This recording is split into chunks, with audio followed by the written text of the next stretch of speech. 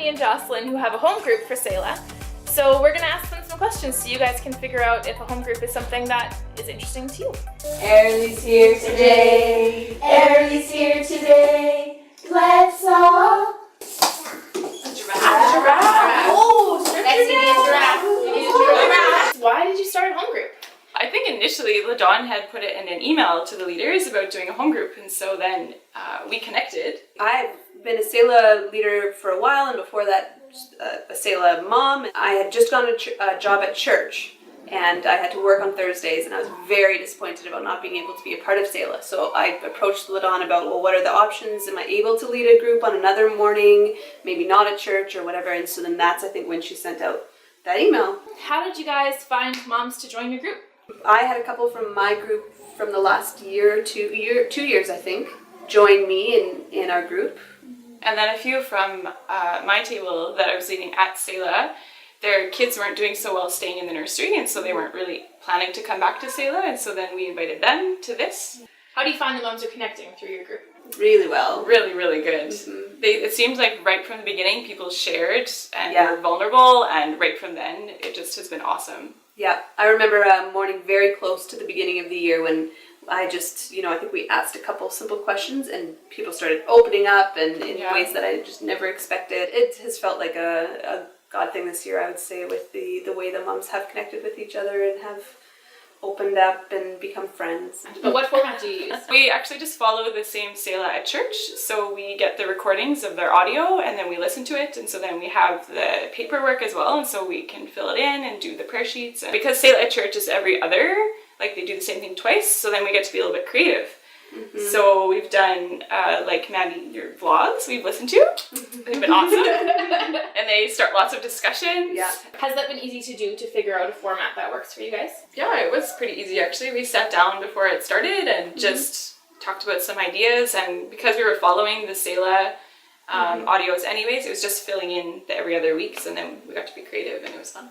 We prayed about it that first time we got together and we got a very clear picture of what we should be doing. So, what benefits do you see from doing it from a home as opposed to the big group?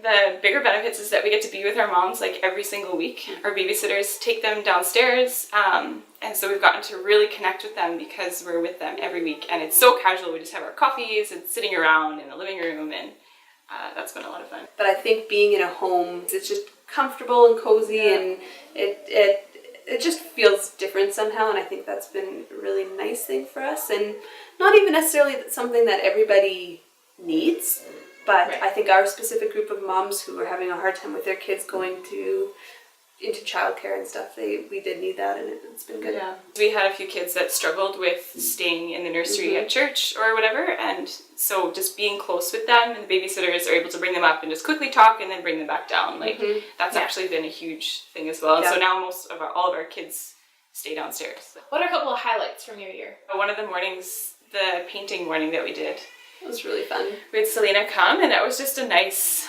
like, crafty morning, and we got to do something that we took home, and it was really fun. Like, it seems so weird to say, but every morning is a highlight because we're doing something different every time. Yeah, I love the flexibility we have.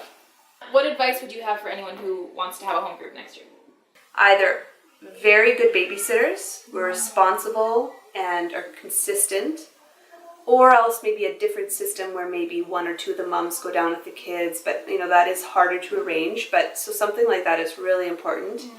And then a house that works well to have the kids separate. I think that is important. For sound, because we can close the door and the kids are downstairs and we still hear them, but it's quiet enough to get serious. I would say just to be flexible, because there were many weeks where we were like, something had to change, like the night before. And then we would text all our moms and they would be all totally fine with it. They just followed us to wherever we told them to meet us. And have backup spaces. That was really important for us because, if my kids were sick, then I couldn't have people over at my house. We'd have to have another place, and you were doing renos, and it felt like we had enough backup places, and then we actually never had to cancel, I don't think. No. We just kept going, and it was great. So that's a glimpse into home groups. Hope you enjoyed the interview. If you have any questions about starting a home group, if you can't make it on Thursdays, send us an email and we'd be happy to answer your questions. Have a great rest of your week. Us, and just ask that you will be here, God, and that your Spirit would fill us all, and that you will be pleased with what we talk about and the fellowship that we have here. Amen.